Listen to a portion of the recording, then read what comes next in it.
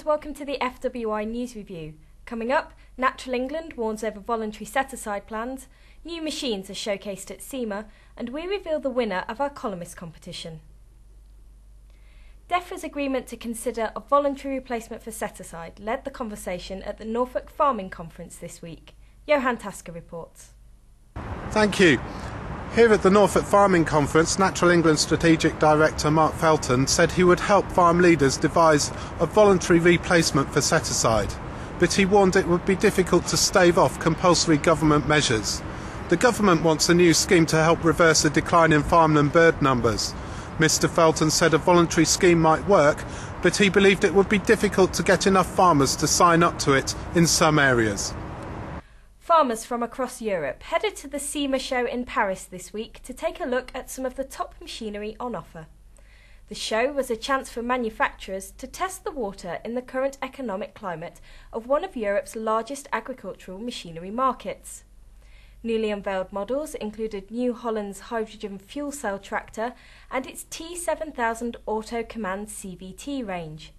Zetor, McCormick, JCB and Chinese manufacturer YTP also had new models on show. You can see full coverage from Paris at fwi.co.uk/SEMA 2009. France has announced a shake-up of its farm subsidy system, which it says will ensure the CAP has a long-term future. From 2010, it's planning to shift some money away from arable farmers to direct it towards upland and grassland producers. Isabel Davies reports on what farmers think of the idea. Shifting money away from large farms to small farms is an emotive issue, so it's not surprising that farmers are talking about it on the forums.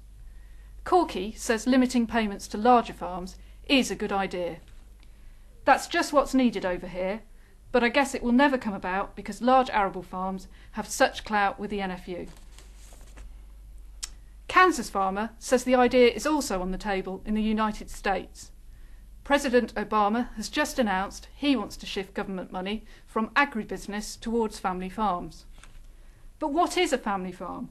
What size do you need to be so you are considered an agribusiness rather than a family farm?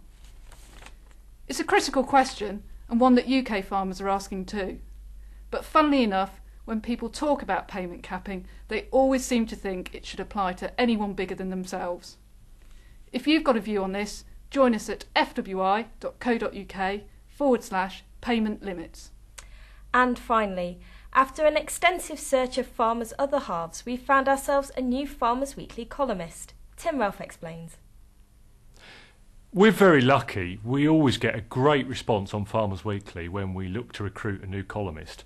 This latest instance has been no different. We've been absolutely overwhelmed with applications. We were looking for somebody whose other half is a farmer to write a monthly piece about the highs and lows of what is a brilliant but at times infuriating occupation. So we scoured the length and breadth of Britain and we found her.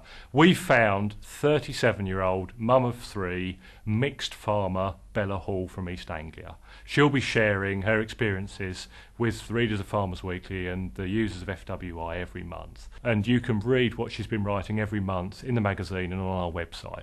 Alternatively, if your other half's a farmer and you've got views on this, you can contribute to our website forums, www.fwi.co.uk/otherhalf.